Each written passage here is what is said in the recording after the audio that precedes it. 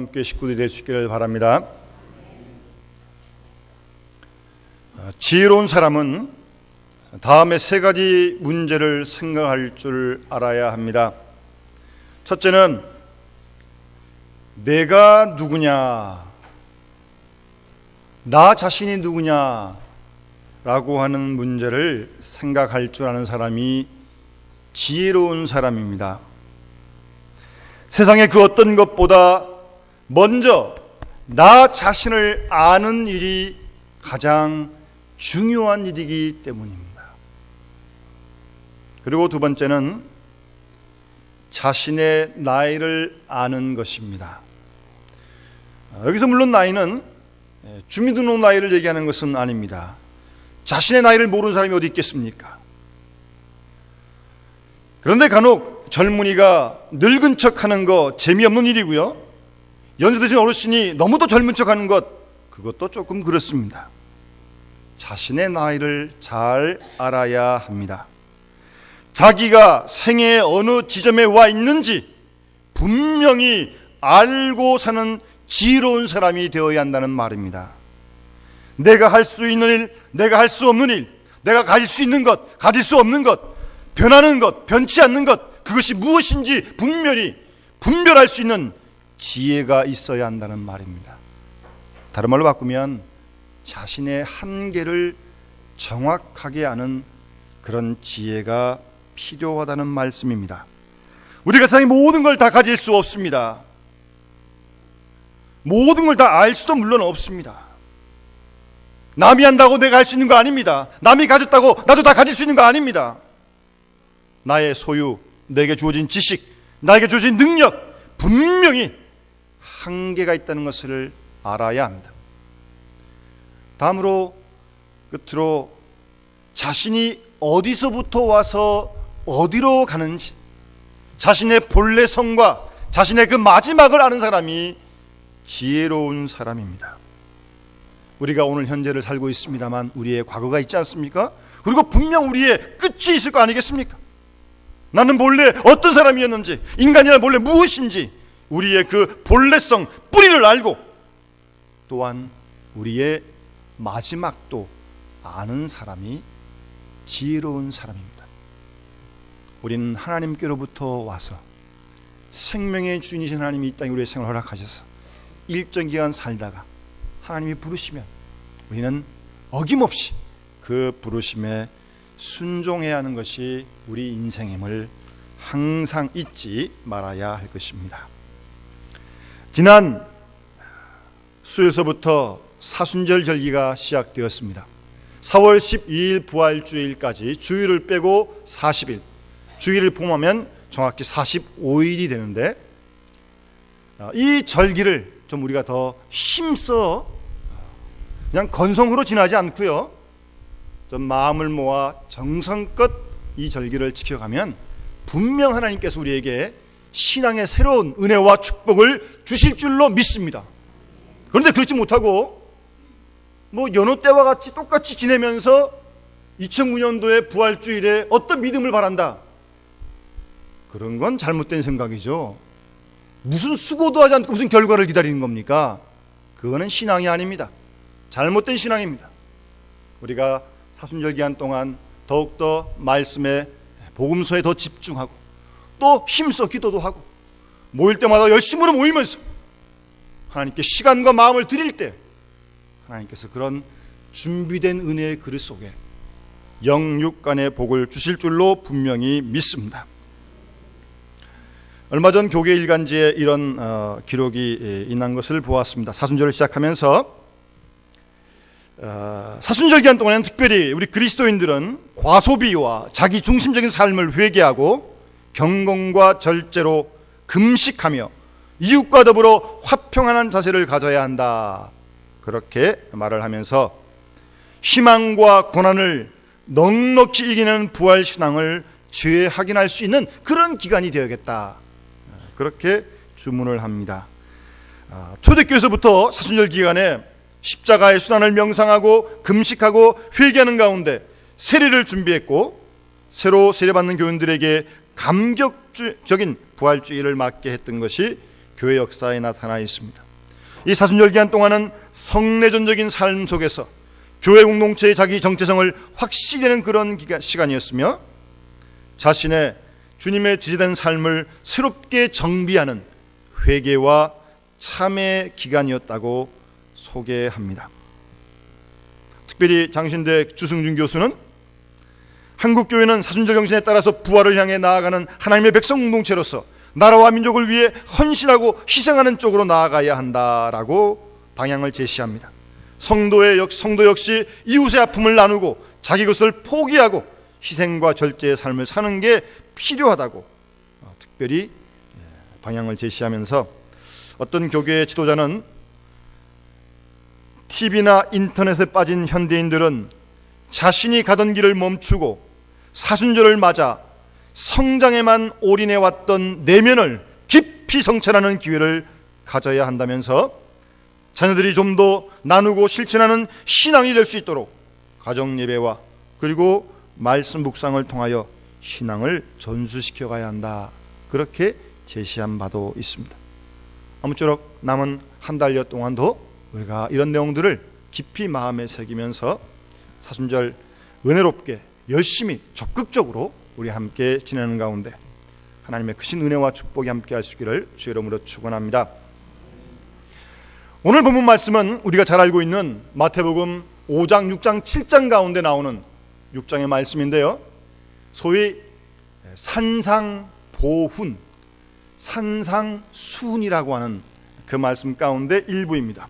지난번 우리 성지순례단과 함께 참여했을 때 이스라엘에서 두 번째 날 우리는 팔복동산에 팔복교회에 방문한 적이 있습니다.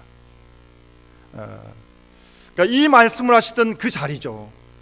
갈릴리 바다가 내려다 보이고 이렇게 언덕에, 지금은 교회가 섰습니다만 바로 그 자리에서 주님이 오늘 이 말씀을 하신 것입니다. 마태복음 5장 마음이 10년이 가는 자는 복이 있나니 천국이 저희 것이며라고 팔복을 말씀하신 이어서 오늘 6장에 오늘 이 귀한 말씀을 모여든 무리들에게 하신 것이었습니다. 저는 그날 그 아침 거기를 방문한 이후에 그날 종일토록 주님이 우리에게 우리가 복 받기를 원하시는데 가장 중요한 복이 무슨 복인가, 그 엑기스를 8가지 복으로 말씀하신 거 아닙니까? 그래서 한 말씀 한 말씀을 차를 타고 이동하는 동안에도 이제 묵상을 하고 있는데요, 하여튼 이 팔복 포함한 5장, 6장, 27장의 산상수훈은 예수님의 모든 가르침의 핵심이라고 얘기해도 틀리지 않을 만큼 아주 중요한 말씀입니다. 이제 그 중에 우리가 오늘 6장의 말씀을 대하게 되는데, 우리는 가끔 이 본문을 대할 때마다 구제나 기도나 금식에 대해서 말씀하시는데 잘못된 그런 부분들을 지적하시잖아요. 사람에게 보이려고 하는 거, 그러지 말라는 말씀 아닙니까? 그런데 그 말씀 속에는 그렇게 하지 말라는 말씀과 동시에 적극적으로 이렇게 행하라는 말씀 속에서 외식하는 자와 같이 거짓되게 하지 말라는 말씀이죠. 먼저 구제하고 기도도 하고 그리고 금식도 하는 중에 그런 것들을 사람에게 보이려고 하지 말라, 그 말씀입니다. 따라서 이 사순절 기간 동안에 우리 모두는 주님께서 귀하게 말씀하신 산상수훈의 특별히 6장 말씀 가운데 오늘 이 3가지 가르침을 우리는 남은 사순절 기간 동안뿐만 아니라 그 후에도 언제나 우리의 마음에 담고 이 말씀을 주님 말씀으로 갖고 우리가 생활 속에 옮겨가야 할 줄로 믿습니다. 그게 그리스도의 제자 아니겠습니까? 첫 번째 주님이 말씀하시는 내용은 구제하라는 겁니다. 구제하는데 사람에게 보이려고 떠들지 말고 오른손이 하는 거 왼손이 모르게 그렇게 은밀히 구제하라는 겁니다. 여러분들은 생활 속에서 얼마만큼 이웃들에게 시간과 물질을 나누고 있습니까? 한번 돌아보시기 바랍니다. 이렇게 이웃들에게, 어려운 식구들에게 구제하고 자비를 베푸는 것은요, 이미 하나님께서 구약 성경을 통해서 이스라엘 백성들에게 말씀하신 내용입니다. 하나님께서는 이스라엘 백성들에게 가난한 이들을 위하여 수수하여 거두어들인 농작물의 일부를 땅에 나누어 두라고 말씀하십니다. 레위기 19장 9절 10절 말씀 보시면, 너희 땅에 곡물을 벨 때 너희 그 밭 모퉁이까지 다 거두지 말고 너희 떨어진 이삭을 줍지 말고 너희 포도원의 열매를 다 따지 말며 너희 포도원에 떨어진 열매도 줍지 말고 가난한 사람과 타국인을 위하여 버려두라고 말씀하고 있습니다. 그건 뭐 아낀다고 끝까지 다 짜가지고 딸라고 곡식 빼고 떨어진 거 다 주워가지고 아끼 그러지 말라는 거예요. 그렇다고 뭐 함부로 그런 건 아니지만 가난한 이들과 그리고 타국인들을 위해서 남겨두라는 겁니다. 버려두라는 겁니다. 그들이 먹을 수 있도록. 그것이 하나님께서 이스라엘에게 우리에게 말씀하시는 내용입니다.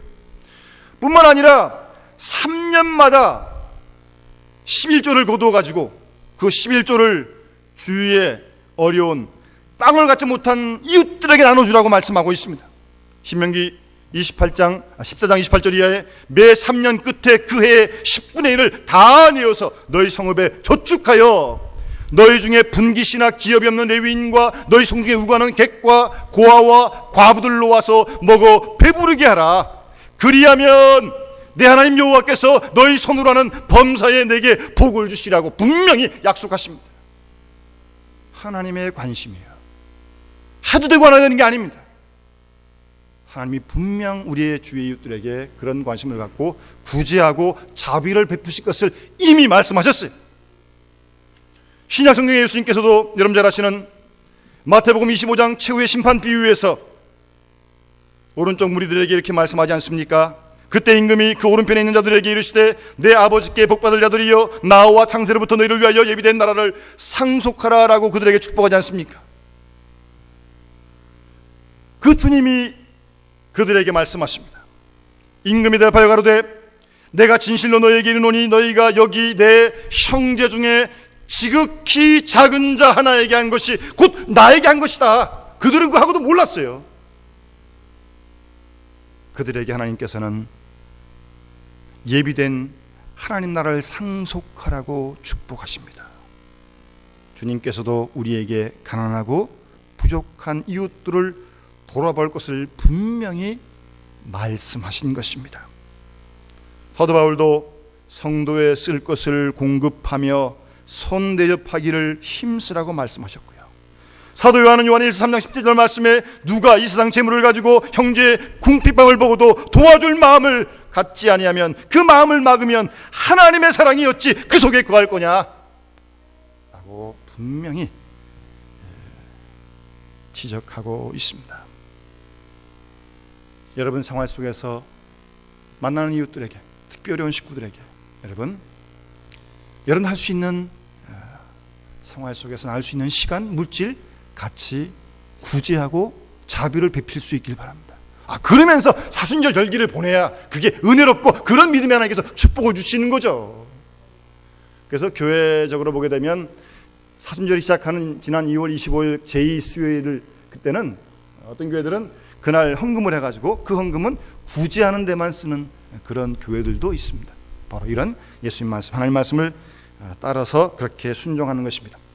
최근에 어떤 우리 신문에 보니까 우리 개신교회 젊은 목사님들이 125명이 한국교회가 이 사회의 고통 분담에 앞장서자는 성명을 발표하면서요, 먼저 이분들이 어려운 이웃들을 돕자고 호소하면서 당신들의 사례비의 5%를 이웃 돕기를 위해 실제로 내놓으셨고요, 그리고 그 목사님들이 목회하는 교회에서 특별히 구제하는 비중을 더 늘리기로 그렇게 다 약속을 하고 결의를 했다고 합니다.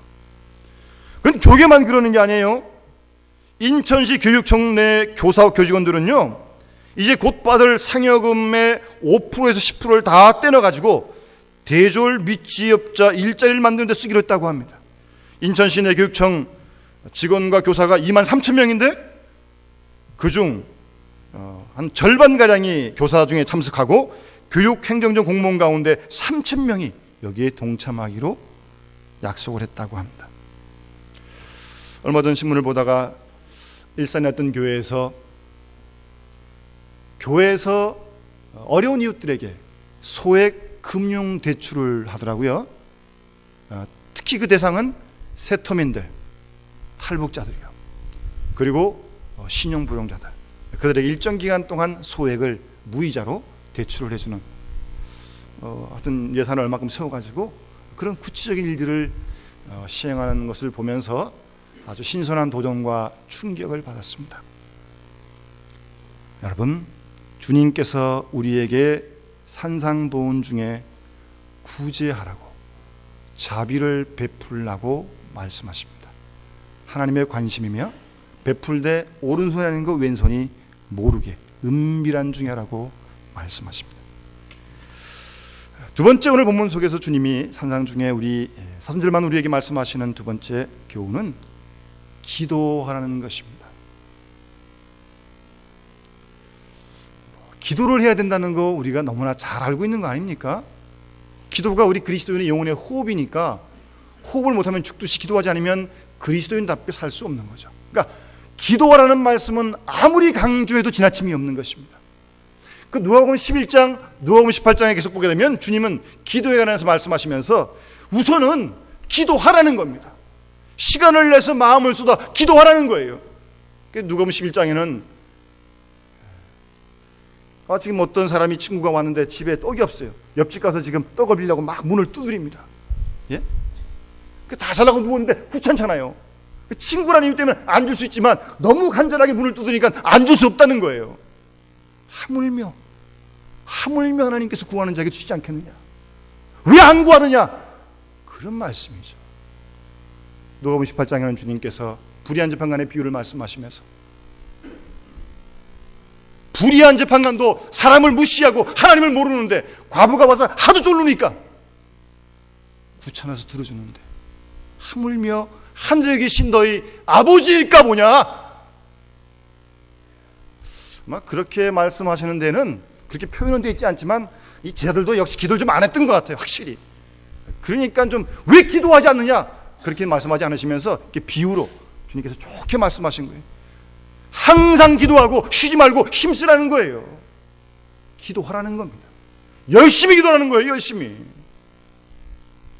여러분, 사순절 기간 동안 우리가 힘쓸 일 중에 두 번째는 기도하는 일에 개인적으로 교회적으로 우리 함께 힘쓸 수 있길 바랍니다. 개인적으로도 기도하시고 함께 모여서 수요일날 금요일날도 열심히 이럴 때 기도하지 않으면 언제 기도하겠습니까? 기도하지 않으면서 어떻게 믿음이 성장하길 바랍니까? 기도하지 않으면서 무슨 하나님께 응답받길 바랍니까? 그거는 안 됩니다. 주님은 먼저 기도하라고 말씀하십니다. 기도하라고 말씀하실 뿐만 아니라 주님 당신 스스로 기도하셨어요. 성경을 잘 읽어보세요. 복음서에 예수님이 기도했다는 말씀이 24번 기록되어 있는데 주님이 직접 기도하셨다는 말씀입니다. 하나님의 아들 예수 그리스도 주님도 기도하셨다는 말씀이에요. 그러면서 기도하라는 말씀이지 주님은 기도 안 하시면서 너희 기도해라 그거 아닙니다. 기도를 직접 새벽에도 하시고 금식도 하시고 철야도 하시고 중요한 일 앞두고 기도하시고 십자가 앞두고 기도하시고 공세 앞두고 금식하며 기도하시고 그런 기도 생활을 하시면서 너희들도 기도하라 주님 그렇게 말씀하신 겁니다. 우리 주님도 하나님 아버지 뜻을 이루어드리기 위해서 이 땅에 그렇게 기도하시며 하나님 아버지 뜻을 이루어드렸는데 어떻게 우리가 기도하지 않고 하나님의 뜻을 이룰 생각을 합니까? 그건 당치도 않는 생각입니다. 기도해야 합니다. 열심히 기도해야 합니다. 땀 흘려 시간 내어 물들여 기도해야 합니다. 여러분 수요일날 금요일날 바쁘시겠지만 우리가 새벽에도 가족이 혼자 있을 때도 우리가 함께 주 앞에 나와 정성껏 기도 드릴 수 있기를 바랍니다. 그런 기도 생활을 통해서 주님께 더 가까이 갈 것이며 십자가에도 더 가까이 나갈 줄로 믿습니다. 특별히 여러분 우리가 대표 잘 알고 있는 예수님께서 겟세마네 동산에서 마지막 이렇게 기도하지 않습니까? 하나님 아버지 할 수만 있으면 좀 이 고난의 날 좀 옮겨달라고. 그 다음에 뭐라고 말씀하세요? 내 뜻대로 마옵시고 아버지의 뜻대로 되게 해달라고. 짧은 기도지만 우리에게 구체적인 기도의 본과 기도가 도대체 무엇인지 그 내용을 잘 말씀하시는 거예요. 하나님 내 뜻대로 마옵시고 아버지의 뜻대로 해달라고 주님은 그렇게 기도하고 십자가를 지지 않습니까? 그런데 우리는 하나님 아버지의 뜻보다는 하나님 내 뜻을 이루어 주십시오. 내 뜻을 이루어 그거는 바른 기도가 아니죠. 물론 내 뜻이 한 뜻에 맞는다면 아무런 문제가 없겠습니다만 내 뜻과 한 뜻이 다르다면 내 뜻은 하나님 지혜 주시고 아버지의 뜻을 이루어드리길 원합니다. 그러면서 주님은 십자가를 지지 않습니까? 그것이 바른 기도의 삶이에요. 그러한 기도를 배우고 훈련해 갈 수 있기를 바랍니다. 그리고 본문에서 세 번째로 말씀하시는 주님의 교훈은 금식하라는 것인데, 여기서 뭐 단순하게 그냥 밥을 굶으라는 게 아닙니다. 무슨 밥을 굶으면서 데모하고 시위하고 그러라는 게 아닙니다. 금식, 기도하라는 겁니다. 금식하며 기도라는 겁니다. 금식이라고 하는 것은 음식 또는 물을 먹지 않는 것, 혹은 대부분의 음식을 금하고 물과 간단한 음식을 먹는 것, 그것도 금식입니다. 다니엘은 고기를 먹지 않고 고기를 먹지 않는 채식과 그런 물로만 10일 동안 기도도 했거든요. 그러니까 뭐 완전히 안 먹는 완전 금식도 물론 있지만 물만 먹는 그런 금식도 있고요. 하여튼 그렇게 뭐 고기를 안 먹는 것도 금식 기도이고요. 하여튼 기도하는 일 돕기 위해서 그러는 거예요. 성경에서 금식이라고 하는 것은 해가 돋는 순간부터 해가 질 때까지를 보통 의미하는데, 유대인들은 일주일에도 이틀 사흘씩 그렇게 실질적으로 금식 기도를 늘 드려왔습니다. 그런데 구약성경에 보게 되면 또 주님은 잘못된 금식 기도에 대해서 지적을 하십니다. 금식 기도는 하는데 하나님의 뜻을 순종하지 않아요. 그래서 스가랴 선지는 너희는 진실한 재판을 행하며 피차의 인애와 긍휼을 베풀며 과부와 고아와 나그네와 궁핍한 자를 압제하지 말며 남을 헤아려 심중에 도모하지 말라. 그들이 청종하기를 싫어하여 등으로 향하며 듣지 아니한다. 그러면서도 금식기도는 자꾸 하는 겁니다. 그런 금식기도는 잘못된 기도죠. 어떻게 금식기도를 하면서 하나님이 기뻐하지 않는 이런 이웃을, 어려운 가난한 사람들을 압제하고 남을 해합니까? 그게 무슨 기도한 사람입니까?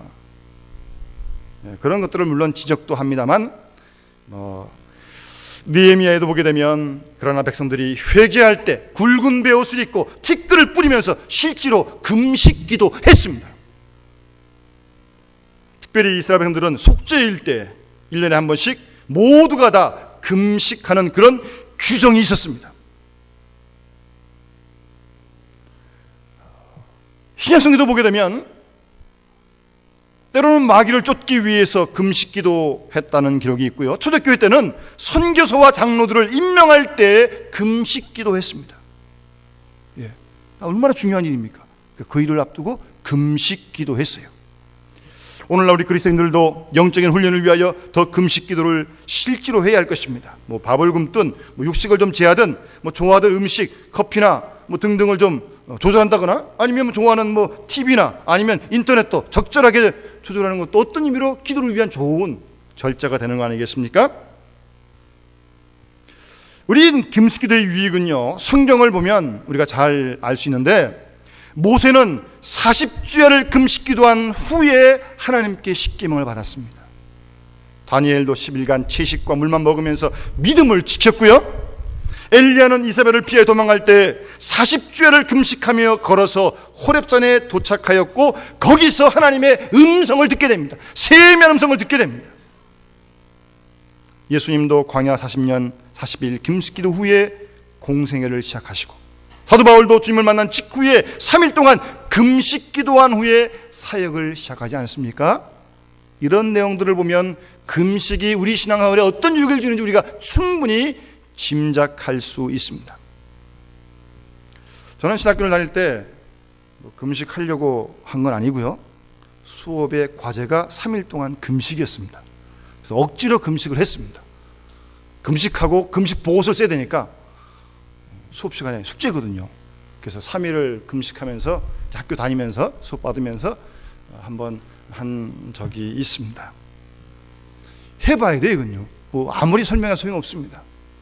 그런데요, 어쨌든 음식을 전혀 안 먹으면, 물만 마시면 우선 기운이 일단 몸에 없어요. 빠져요. 한 이틀째, 하루 반 지나니까 이 지하철 계단을 내려가고 올라가는 게 상당히 힘들더라고요. 붙잡고 올라가서 붙잡고. 지금 매일 우리가 밥을 먹으니까 그냥 다니죠. 한 하루 반, 한 이틀 이렇게 조금, 그때 벌써 기운이 없어요. 그러니까 더 하여튼 옆에 걸 딱 붙들었고요. 그리고 사람이 배가 고파야 좀 예민해집니다. 여러분, 우리가 금식하면, 절제하면 특별히 성령의 감화와 감동에 예민해집니다. 아무리 그렇지 않겠어요? 배가 탁 불러가지고 그보다는 배가 좀 고프고 좀 비어가지고 좀 뭔가 좀 갈급하고 말입니다. 다르잖아요, 벌써 사람이요. 그러니까 그리고 어떤 분들은 정말 40일 완전 금식하는 분도 있고 40일 물만 마시고 금식하는 분도 물론 있습니다. 근데 정말 이런 금식 기도는요, 생명을 내건 기도입니다. 사실 40일 금식 기도하다가 잘못해서 세상 떠나신 분도 있습니다. 물 끝난다면서 잘 보호식도 해야 되고요. 하여튼 여러 가지 지혜가 필요한데, 어쨌든 그렇게 금식하며 기도한다고 하는 것은 전적으로 우리의 모든 삶을 하나님께 다 내어 맡긴다고 하는 그런 마음의 하나의 표현입니다. 먹는 것 같이 맡기고 하나님께 기도하겠다는 그런 마음이에요. 그럴 때 하나님께서 우리에게 말씀하신 말을 우리가 잘 들을 수 있어요. 우리가 보통 때는 하나님의 소리를 듣는다 그러면서도 다 내 소리, 자기 소리를 하나님의 소리로 착각한 수가 많아요. 우리가 정말 금식하고 절제하고 깨어 기도하며 하나님의 인도하심과 성령의 인도하심에 감화 감동에 예민하게 반응할 수 있도록 금식, 기도, 절제된 그런 훈련들을 한번 해보시면 하나님께서 특별한 은혜를 우리 모두에게 주시면서 우리를 하나님께로 좀 더 기뻐하시는 그런 그리스도의 제자의 삶으로 우리를 한 걸음 한 걸음 인도하실 줄로 분명히 믿습니다. 여러분, 사순절을 그저 그날 그냥 그렇게 지나지 마세요. 생활 속에서 할 수 있는 조그만 일부터 우리가 한번 구제하고 자비를 베풀고요. 그리고 어쨌든 기도하는 일에 좀 더 마음과 시간을 쏟고, 그리고 형편 내에서 좀 더 절제되고, 하여튼 모든 것들을 좀 하면서 우리 금식 기도에 좀 더 힘쓸 때 작년과 또 다른 새로운 은혜를 이 기간 동안 우리가 모두가 공급받아서 우리의 믿음이 더 새로워지고 굳건해지고 주님의 뜻을 정말 하늘에서 이룬 것처럼 이 땅에 우리를 통해서 이루게 될 줄로 그렇게 분명히 믿습니다. 그런 귀한 은혜롭고 복된 남은 사순절 절기를 보내갈 수 있는 우리 모든 영남의 가족들 되시기를 주의 이름으로 축원합니다. 기도하겠습니다. 사랑의 아버지 하나님, 감사합니다. 오늘 사순절을 시작하고 첫 번째 주일을 당하여 주 앞에 올라와 주님의 귀한 말씀을 듣게 해주시니 만만 감사를 드립니다.